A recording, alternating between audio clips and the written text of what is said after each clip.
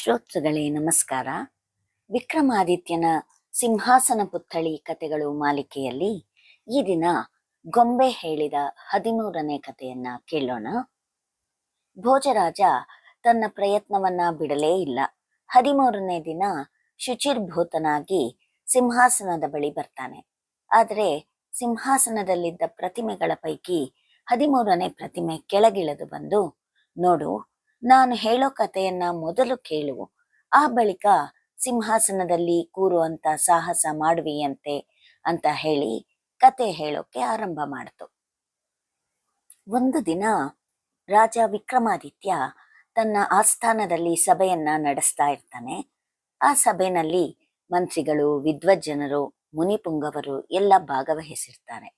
ಸಭೆಯನ್ನ ಉದ್ದೇಶಿಸಿ ಮಾತನಾಡಿದ ವಿಕ್ರಮಾದಿತ್ಯ, ನಾನು ಈ ರಾಜ್ಯವನ್ನು ಹಲವು ವರ್ಷಗಳಿಂದ ಆಳ್ತಾ ಇದ್ದೇನೆ. ನಾನು ತಮ್ಮೆಲ್ಲರ ಸೇವಕ ಅಂತ ಭಾವಿಸಿದ್ದೇನೆ. ನನ್ನ ಮೊದಲ ಕರ್ತವ್ಯವಾದರೂ ಯಾರು ನೆರವು ಬಯಸಿದ್ದಾರೋ ಅವರಿಗೆ ನೆರವು ನೀಡುವುದೇ ಆಗಿದೆ. ನನ್ನನ್ನ ಉದಾರಿ, ದಾನಶೂರ ಎಂದೆಲ್ಲಾ ಕರೆದು ಮಹಾನದಿಗೆ ಹೋಲಿಸಿದ್ದಾರೆ.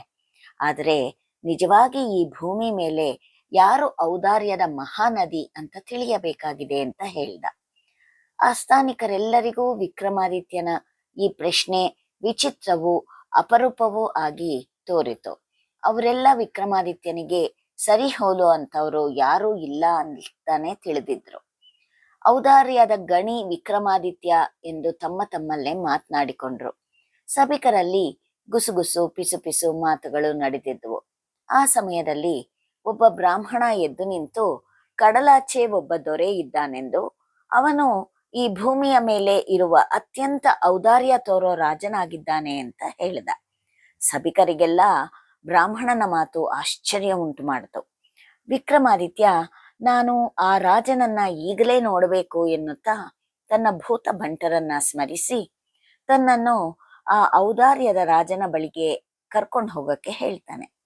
ಆದರೆ ವಿಕ್ರಮಾದಿತ್ಯ ರಾಜನ ವೇಷದಲ್ಲಿ ಹೋಗದೆ ಒಬ್ಬ ಸಾಮಾನ್ಯನ ವೇಷದಲ್ಲಿ ಕಡಲಾಚೆಯ ದೊರೆ ಬಳಿಗೆ ಹೋದ.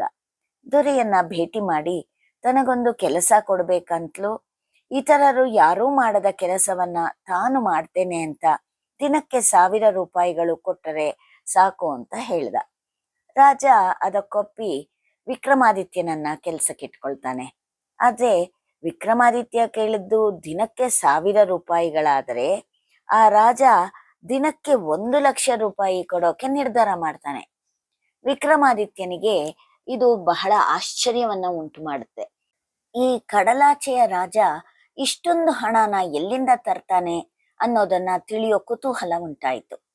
ಒಂದು ದಿನ ರಾತ್ರಿ ತನ್ನ ಯಜಮಾನ ದೊರೆ ಒಂದು ಅರಣ್ಯದೊಳಗೆ ಹೋಗಿದ್ದನ್ನ ವಿಕ್ರಮಾದಿತ್ಯ ಗಮನಿಸ್ತಾನೆ. ಈ ನಡುರಾತ್ರಿನಲ್ಲಿ ರಾಜ ಅಲ್ಲಿ ಏನು ಮಾಡ್ತಾನೆ ಅನ್ನೋದನ್ನ ತಿಳಿಯೋಕೆ ವಿಕ್ರಮಾದಿತ್ಯ ಆತನನ್ನ ಹಿಂಬಾಲಿಸ್ತಾನೆ. ಆ ಅರಣ್ಯದಲ್ಲಿ ಒಂದು ದೇವಸ್ಥಾನ ಇರತ್ತೆ. ರಾಜ ಅಲ್ಲಿಗೆ ಬಂದು ಸಮೀಪದ ಒಂದು ಕೊಳದಲ್ಲಿ ಸ್ನಾನ ಮಾಡಿ ದೇವಾಲಯದ ಒಳಗೆ ಹೋಗ್ತಾನೆ. ದೇವಿಯನ್ನ ಸ್ತುತಿ ಮಾಡ್ತಾನೆ. ಬಳಿಕ ಹೊರಗಡೆ ಬಂದು ಕುದಿಯುತ್ತಿರುವಂತಹ ಎಣ್ಣೆ ಇದ್ದ ಬಾಣಲೆಯೊಂದರಲ್ಲಿ ಹಾರಿ ಬೀಳ್ತಾನೆ. ರಾಜನ ದೇಹ ಸುಟ್ಟು ಹೋಗುತ್ತೆ. ಅನಂತರ ಅಲ್ಲಿಗೆ ಕೆಲವು ಯೋಗಿನಿಯರು ಬರ್ತಾರೆ. ಅವರು ಅಳಿದುಳಿದ ರಾಜನ ದೇಹದ ಮಾಂಸವನ್ನ ತಿಂದು ಹೊರಟು ಹೋಗ್ತಾರೆ. ಆಮೇಲೆ ಕಾಳಿಕಾದೇವಿ ಪ್ರತ್ಯಕ್ಷಳಾಗಿ ರಾಜನ ದೇಹದ ಮೂಳೆಗಳ ಮೇಲೆ ಅಮೃತವನ್ನ ಸುರಿದು ಅವನು ಬದುಕುವಂತೆ ಮಾಡಿದ್ಲು. ರಾಜ ಎದ್ದು ದೇವಿಯ ಮುಂದೆ ಕರಜೋಡಿಸಿ ನಿಂತ್ಕೊಳ್ತಾನೆ. ದೇವಿ ತನ್ನಲ್ಲಿದ್ದ ಒಂದು ಚೀಲದಿಂದ 1,00,000 ರೂಪಾಯಿಗಳನ್ನ ತೆಗೆದು ರಾಜನಿಗೆ ಕೊಟ್ಟು ಮಾಯವಾದ್ಲು. ವಿಕ್ರಮಾದಿತ್ಯ ಇದೆಲ್ಲವನ್ನ ಗಮನಿಸಿ ಅರಮನೆಗೆ ಹಿಂದಿರುಗದ. ಮಾರನೇ ದಿನ ರಾತ್ರಿ ತನ್ನ ಯಜಮಾನ ದೊರೆ ಅರಣ್ಯದೊಳಗೆ ಹೋಗೋ ಮೊದ್ಲೇನೆ ವಿಕ್ರಮಾದಿತ್ಯ ಅರಣ್ಯವನ್ನ ಪ್ರವೇಶಿಸಿ ಸ್ನಾನ ಮಾಡಿ ದೇವಿಯನ್ನ ಸ್ತುತಿಸಿ ಕುದಿಯುತ್ತಿರುವ ಎಣ್ಣೆಗೆ ಹಾರಿ ಪ್ರಾಣ ಬಿಟ್ಬಿಟ್ಟ. ಆಗ ಅಲ್ಲಿಗೆ ಬಂದ ಯೋಗಿನಿಯರು ವಿಕ್ರಮಾದಿತ್ಯನ ದೇಹದ ಮಾಂಸವನ್ನ ತಿಂದು ಹೊರಟು ಹೋಗ್ತಾರೆ. ಬಳಿಕ ಕಾಳಿಕಾದೇವಿ ಪ್ರತ್ಯಕ್ಷಳಾಗಿ ವಿಕ್ರಮಾದಿತ್ಯನ ದೇಹದ ಮೂಳೆಗಳ ಮೇಲೆ ಅಮೃತವನ್ನ ಸಿಂಪಡಿಸ್ತಾಳೆ. ನಿದ್ರೆಯಿಂದ ಎದ್ದವನಂತೆ ಎದ್ದ ವಿಕ್ರಮಾದಿತ್ಯ ದೇವಿಗೆ ಕೈ ಮುಗಿದು ನಿಂತ್ಕೊಳ್ತಾನೆ. ದೇವಿ ತನ್ನ ಚೀಲದಿಂದ 1,00,000 ರೂಪಾಯಿಗಳನ್ನ ವಿಕ್ರಮಾದಿತ್ಯನಿಗೆ ಕೊಡ್ತಾಳೆ. ಬಳಿಕ ಅಂತರ್ಧಾನಳಾಗ್ತಾಳೆ. ಈ ಮಾದರಿಯಲ್ಲಿ ಮತ್ತೆ 6 ಬಾರಿ ವಿಕ್ರಮಾದಿತ್ಯ ಮಾಡಿ ಪ್ರತಿ ಬಾರಿ ದೇವಿಯಿಂದ 1,00,000 ರೂಪಾಯಿಗಳನ್ನ ಪಡಿತಾ ಬಂದ. 8ನೇ ಬಾರಿ ಎಣ್ಣೆ ಬಾಣಲೆಗೆ ಜಿಗಿಯುವಾಗ ಕಾಳಿಕಾದೇವಿ ಪ್ರತ್ಯಕ್ಷಳಾಗಿ, ಭಕ್ತನೇ, ನಿನಗೇನು ಬೇಕೋ ಕೇಳ್ಕೊ, ಅನುಗ್ರಹಿಸ್ತೀನಿ ಅಂತ ಹೇಳ್ತಾಳೆ.